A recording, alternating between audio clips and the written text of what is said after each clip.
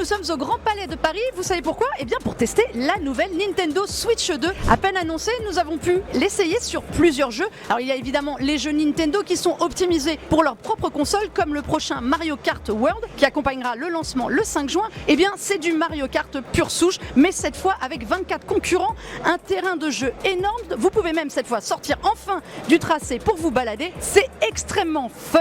On a été aussi impressionné par Super Mario Party Jamboree. Le jeu est déjà sorti, mais il bénéficiera de mises à jour, de nouvelles fonctions, notamment avec les nouveaux Joy-Con en mode souris. Ça vous permet de taguer, d'attaquer, d'attraper des choses. Et puis les Joy-Con, c'est vraiment la grosse nouveauté en mode souris, notamment avec le jeu qui est derrière nous, Drag and Drive. C'est du handi basket, du Rocket League en fauteuil roulant si vous préférez. Ça va vous faire les bras de tourner les Joy-Con comme ça. Et puis petite astuce très drôle, les Joy-Con peuvent aussi rouler sur votre jean. Mais surtout, les jeux qui nous ont impressionnés, eh bien, ce sont les jeux des partenaires tiers. Ces jeux qu'on avait déjà vu tourner sur PS5 ou sur Xbox Series et qui tournent parfaitement bien sur la Nintendo Switch 2, comme Cyberpunk 2077, qui est d'une fluidité assez impressionnante. Ça montre la puissance de la nouvelle console. Il y a aussi Metroid Prime 4 Beyond qui arrivera, qui est très beau et qui promet de nouveautés sur la console, notamment sur la Switch 2 en termes de graphisme. C'est très évolué. Hogwarts Legacy qui était un petit peu vacillant sur Switch 1, et bien ici c'est beaucoup plus fluide. En tout cas, ça donne envie. On a hâte d'être au 5 juin et de voir si ça vaut vraiment les 470 €.